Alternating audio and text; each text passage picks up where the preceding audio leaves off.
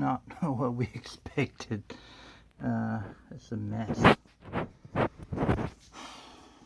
Every time we put something up, we have to fix the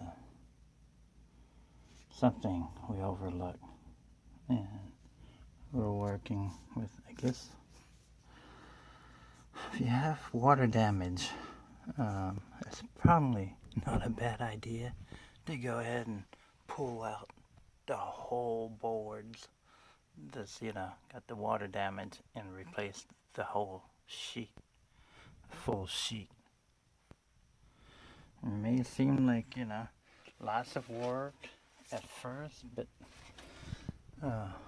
I'm really regretting the decision to go and patch into chancing, parts of it still being rotted. And that's the reason we're having to redo it again and again and again. And quick set mud or plaster, don't get the 20-minute quick set one.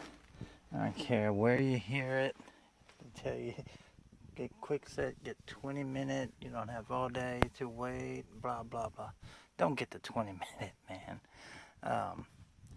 As part of the running back and forth, that thing hardens real fast. You don't get the whole 20 minutes, and mixing it takes I think one time it took 20 minutes just mixing, and thing hardened before we get around. So make a small batch. Don't go, making, what you think would be enough for the whole job or whatever. Just make like a quarter of that if you can. Anyway, in a little tray, make it, in one corner at a time. So that shit dries really quick. And I assume you have, no professional drywalling experience doing this anyway. But yeah, see all the screws in place there. I think we can take those out because these are all, cemented or plastered in there. So the plaster dry, it should hold really strong, like nail on there. Alright, so the screws are just to squeeze out because we screwed up on the mixture of the plaster. You're supposed to make it, thick enough to not have it dripping, but it wasn't thin enough for it to squeeze out. So that's a screw up, number one. And anyway, from there on, we've just been, screw over by the 20-minute quick setting thing. Got the hole there, drill out for this little box.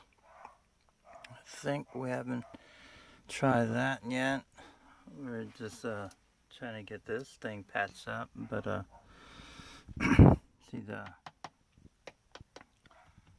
backer board here. I thought it was pretty clever. Some old guy was reusing, old plasterboard that was trash or whatever. In his video, it seems like, the logical thing to do, but when you go to screw into these, they're not wood, and you can't really, and all the boards here, this here I just put in just now. See the stud, where the stud meets the drywall? There was like a 1/4-inch gap. This thing was sagging. There's no screws all the way back to here. There's one screw there that I mark, and the other screw that I mark is there, or nail. I guess nail. They didn't have screws, drywall screws back in the day, like 30 years ago. Anyway, so we put screws, drywall screws, like that, all the way from there up to here, hoping to, you know, pull the thing back into the stud and get rid of that sagging gap. No dice. Of course, these screws go straight through the fucking paper there. So we're gonna put some washers, but that's a good or better washer. It's anything. These things split real easy. The deck screws they got there is self-tapping, so but otherwise you put drywall screw or whatever, trying to put it through that without pre-drilling, it will split. Yeah, it's a mess. See how these are like not flush? It's like almost a 1/2 inch gap over here.